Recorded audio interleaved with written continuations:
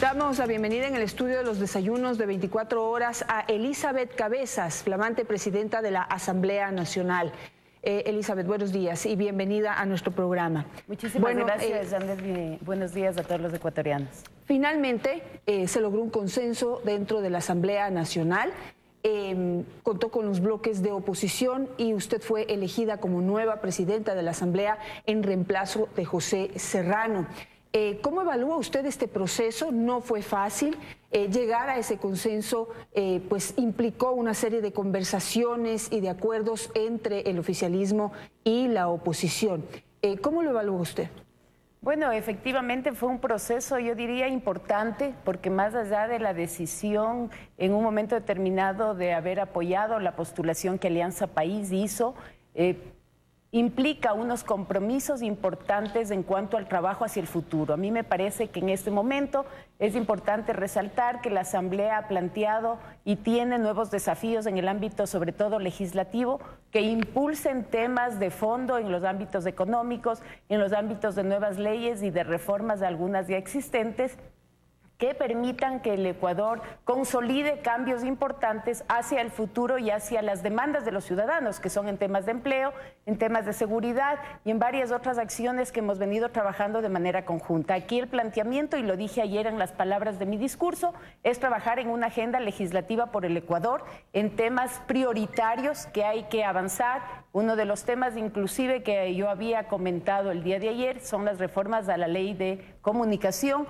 un tema que ha sido, yo diría, comentado y demandado por muchísimos de los sectores de medios, y eso me parece que es importante dar un mensaje claro de que nosotros compartimos la importancia de la ley, pero que hay reformas que son importantes que tienen que ser canalizadas. En este proceso, uno de los pedidos que se hizo dentro de la posibilidad de llegar a un acuerdo para que haya una nueva presidenta de la Asamblea Nacional es la reestructuración de las comisiones.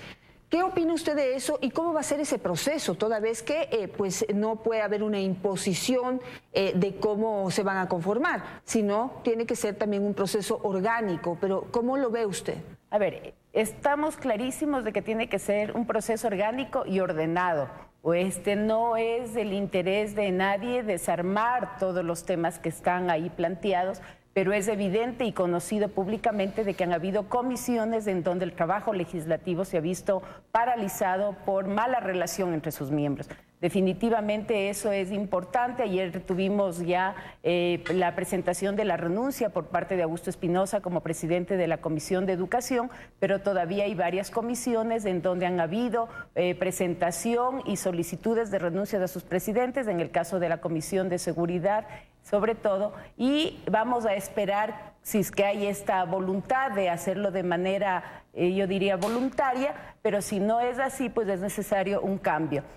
Para la conformación del CAL, por ejemplo, y es importante que esto sepan los ecuatorianos, el momento en que se inscriben las bancadas, cada una de esas bancadas presenta justamente un nombre que lo represente. Hay ahí ya una representante del Movimiento Alianza País, que en su inicio pues estuvimos juntos, que se desafilió de manera voluntaria, por lo tanto ya no tiene la representación de la bancada de Alianza País, y sobre esos temas son cosas puntuales que hay que trabajarlas, que hay que consensuarlas, y el interés nuestro sobre todo es conformar un CAL que respalde a la acción de la presidenta que ha sido designada el día de ayer y dar impulso a toda la agenda que está prevista trabajar. ¿Cuál es su posición frente a la necesidad de que la Asamblea Nacional haga su trabajo de fiscalización?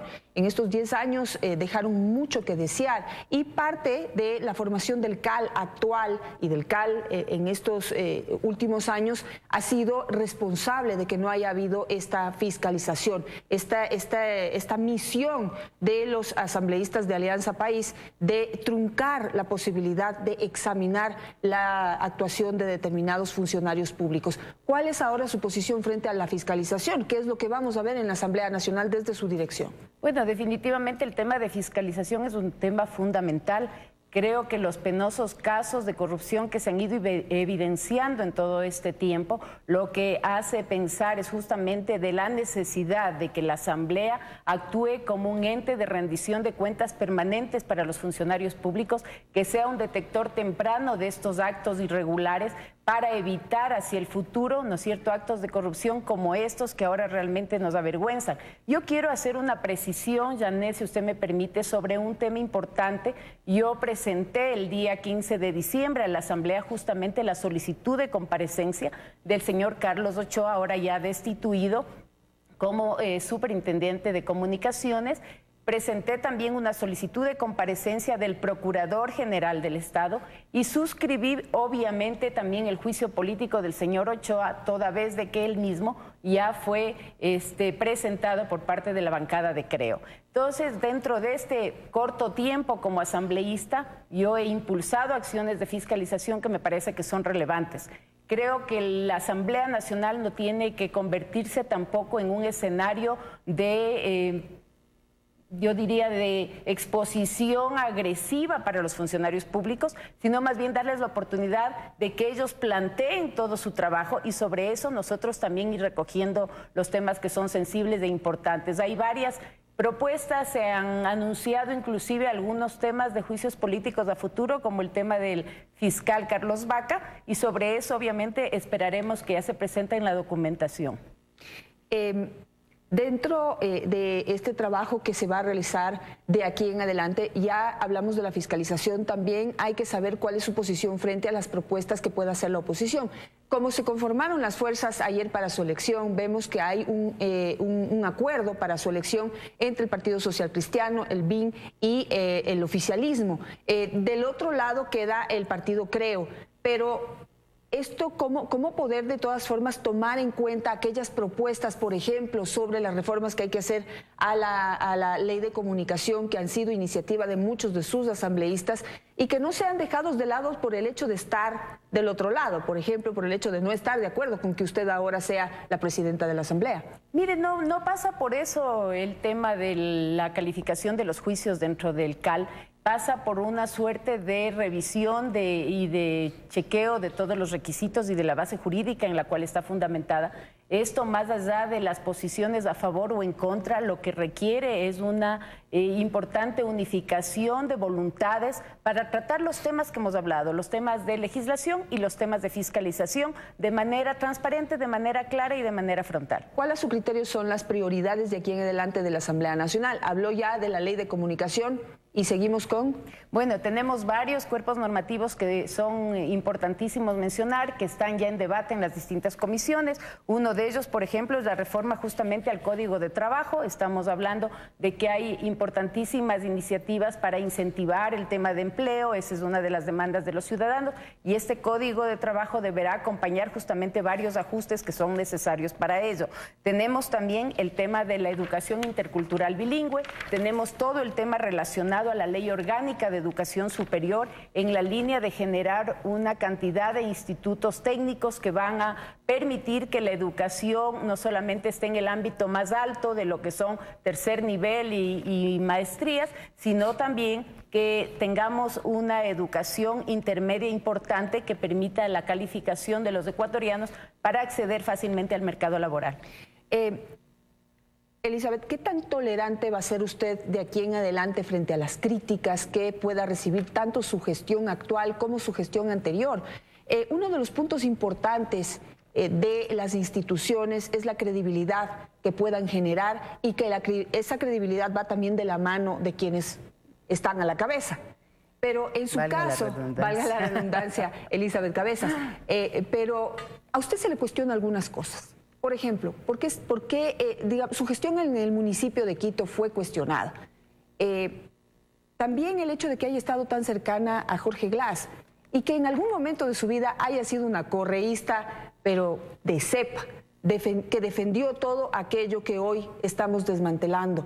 Entonces, ¿usted qué tan tolerante va a ser a las críticas y cómo responde, por ejemplo, ahora a estas que han sido puestas sobre la mesa y que cuestionaron su elección? Bueno, yo más bien agradezco la oportunidad. Me parece importante, Janet, que estos temas queden totalmente zanjados. Creo que el Ecuador necesita respuestas hacia el futuro y si tenemos que ver para el pasado, que sea para aclarar los temas.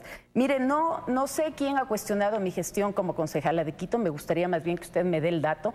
Yo tuve una gestión extremadamente importante dentro de ese periodo. Hice como presidenta de la Comisión de Suelo y Ordenamiento Territorial, gestión de legalización de 300 barrios, y creo que los barrios lo único que tienen son palabras de agradecimiento. De hecho, ayer tuve la suerte de compartir con ellos justamente esta ceremonia de posesión, y más bien, si es que hay cuestionamientos, a mí me gustaría que sean frontales, que sean sustentados en los debidos documentos, más allá de las especulaciones y de los comentarios que siempre lo que tratan es de desacreditar o de poner en tela de duda la gestión de algún funcionario público. Yo creo que aquí hay extremadas razones para dudar por los problemas que se han dado, pero también me parece extremadamente importante salvar la responsabilidad de quienes hemos hecho una gestión durante todos estos años, y tal vez ahí decirle que mi vida profesional no se restringe a los últimos 10 años. Yo vengo de un proceso de hace ya 17 años en el ámbito político y como de 30 años vinculada a instituciones privadas. Entonces me parece que hay que marcar distancias, ¿no es cierto?, entre quienes posiblemente tengan que dar cuentas de su vida personal y de su vida familiar, y de quienes también las damos, pero en función a un pasado que no necesariamente solo se restringe a estos años. Y mi vinculación, solo para Janet de comentar esto, en estos 10 últimos años se dio por una invitación de la ministra Natalie Celi para que yo me desempeñe como subsecretaria de los programas sociales que el Gobierno Nacional inició. Y esta invitación se hizo porque yo previo a eso me desempeñaba como directora metropolitana de Seguridad Ciudadana con el general Paco Moncayo y fui jefe de despacho de él. Entonces, realmente yo creo que hay que ver en contexto todo este tema. No he llegado directamente a la subsecretaría del despacho o del vicepresidente Glass como una actividad solitaria. Esto ha sido parte de un proceso dentro de distintas instituciones a las que yo serví, y obviamente la preocupación, y ayer usted le preguntó al asambleísta Falqués un tema como estos, y le debo decir que agradezco públicamente las expresiones de él, porque no lo conozco sino de la relación con la asamblea.